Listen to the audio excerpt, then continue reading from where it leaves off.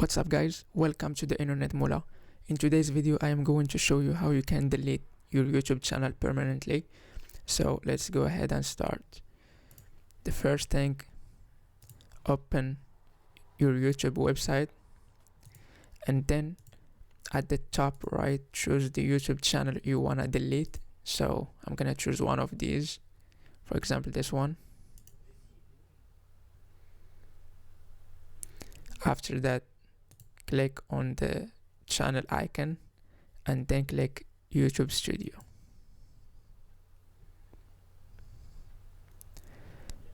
After that, we're gonna click settings and go ahead and click channel.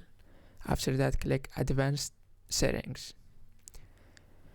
At the bottom you're gonna find remove YouTube content, so click here and it'll automatically ask for the password of your account, and then you will permanently delete your YouTube channel content and everything.